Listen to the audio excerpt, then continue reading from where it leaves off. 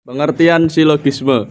Silogisme adalah suatu pengambilan kesimpulan dari dua macam keputusan yang mengandung unsur yang sama dan salah satunya harus universal. Suatu keputusan yang ketiga yang kebenarannya sama dengan dua keputusan yang mendahulunya.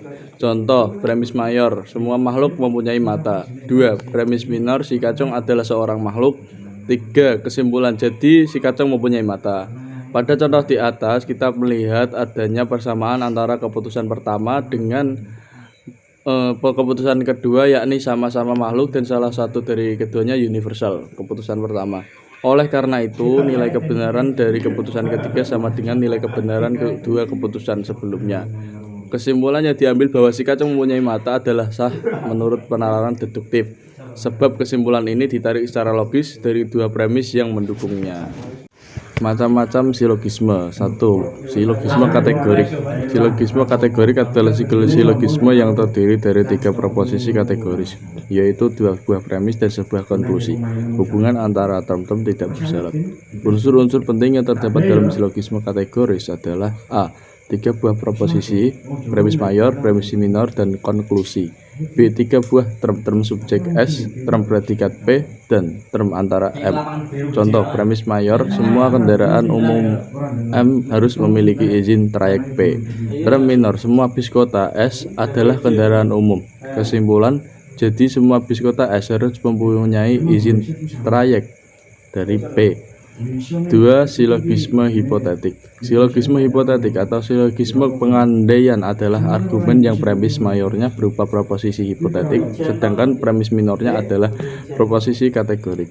Ada 4 macam tipe silogisme hipotetik. A. Silogisme hipotetik yang premis minornya mengakui bagian antecedent seperti jika hujan saya naik becak, sekarang hujan jadi saya naik becak. B. Silogisme hipotetik yang premis minornya mengakui bagian konsekuensi seperti bila hujan bumi akan basah, sekarang bumi telah basah, 3 jadi hujan telah turun. 3. Silogisme hipotetik yang premis minornya mengingkari antecedent seperti jika politik pemerintah dilaksanakan dengan paksa, maka kegelisahan akan timbul. Politik pemerintahan tidak dilaksanakan dengan paksa, jadi kegelisahan akan timbul.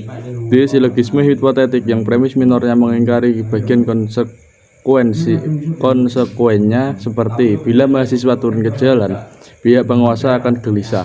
Pihak penguasa tidak gelisah, jadi mahasiswa tidak turun ke jalan. Hukum-hukum silogisme hipotetik. Bila antecedent kita lambangkan dengan A dan konsekuen dengan B, jadwal hukum silogisme hipotetik adalah A. Bila A terlaksana, maka B juga terlaksana. B. Bila A tidak terlaksana, maka B tidak terlaksana. Tidak sah sama dengan salah. C. Bila B terlaksana, maka A terlaksana, tidak sah sama dengan salah. D. Bila B tidak terlaksana, maka A tidak terlaksana. Silogisme disjuntif. Silogisme disjuntif adalah silogisme di mana premis mayor maupun minornya, baik salah satu maupun keduanya, merupakan keputusan disjuntif. Silogisme disjuntif mempunyai 2 buah corak, di antaranya A. Akuilah satu bagian disjuntif pada premis minor dan tolaklah lainnya pada kesimpulan. Misalnya, planet kita ini diam atau berputar. Karena berputar, jadi bukanlah diam. Corak ini disebut modus ponendo tolles. B. Tolaklah satu bagian disjungsi pada premis minor dan akuilah yang lainnya pada kesimpulan. Misalnya, planet bumi kita ini diam atau berputar. Planet bumi kita ini tidak diam, jadi planet bumi kita ini berputar. Corak ini disebut modus toledo ponens. Silogisme disjungtif bisa disebut ke silogisme kondisional. Misalnya, apabila kamu tidak pergi, sayalah yang pergi. Kamu tidak pergi, maka sayalah yang pergi. Silogisme disjuntif dalam arti sempit maupun arti luas mempunyai 2 tipe, yaitu A. Premis minornya mengingkari salah satu alternatif. Konklusinya adalah mengakui alternatif yang lain, seperti ia berada di luar atau di dalam. Ternyata tidak berada di luar, jadi ia berada di dalam. B. Premis minor mengakui salah satu alternatif. Kesimpulannya adalah mengingkari alternatif yang lain, seperti Budi di masjid atau di sekolah. Ia berada di masjid, jadi ia tidak berada di sekolah. 4.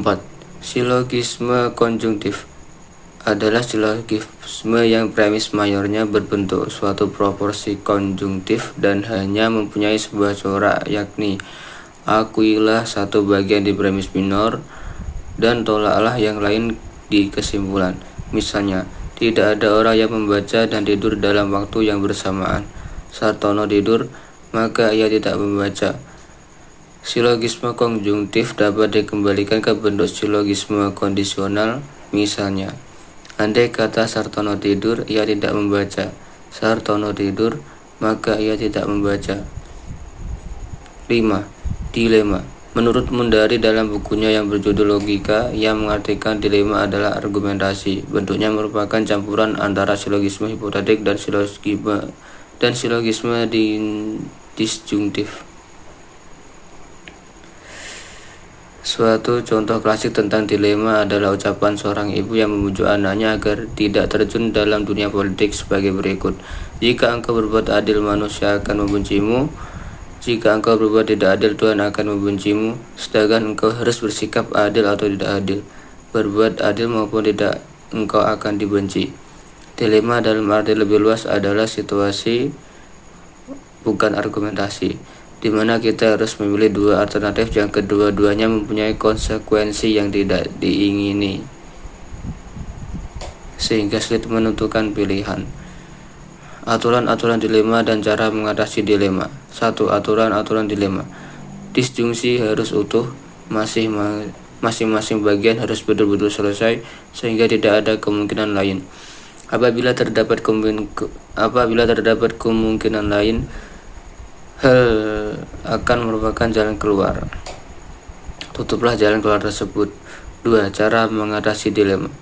Ada beberapa cara yang dapat kita pakai dalam mengatasi dilema yang kita hadapi. A. Dengan meneliti kausalitas premis mayor. B. Dengan meneliti alternatif yang dikemukakan. C. Dengan kontra dilema. D. Dengan memilih alternatif yang paling ringan. 1. Silogisme kategoris. Silogisme kategoris adalah silogisme yang terdiri dari 3 proposisi atau premis kategoris. Contoh, semua manusia adalah makhluk berakal budi atau premis mayor.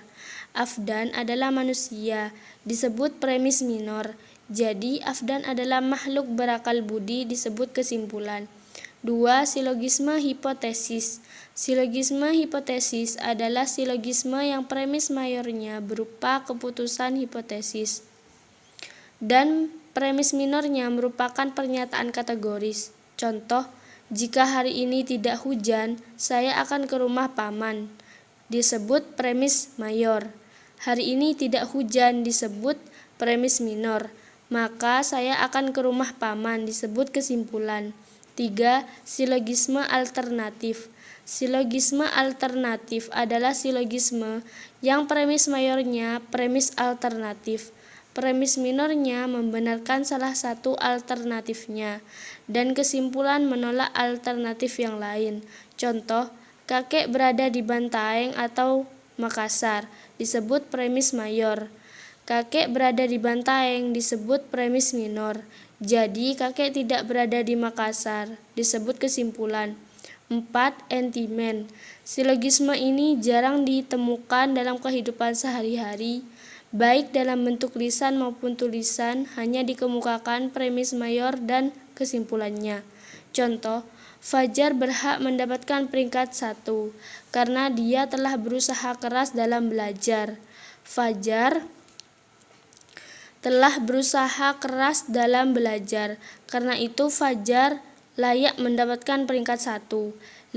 Silogisme disjungtif. Silogisme disjungtif merupakan silogisme yang premis mayornya merupakan disjungtif, sedangkan premis minornya bersifat kategorik yang mengakui atau mengingkari salah satu alternatif yang disebut oleh premis mayor. Contoh, Seno masuk sekolah atau tidak disebut premis mayor. Ternyata Seno tidak masuk sekolah disebut premis minor. Tidak masuk sekolah disebut kesimpulan.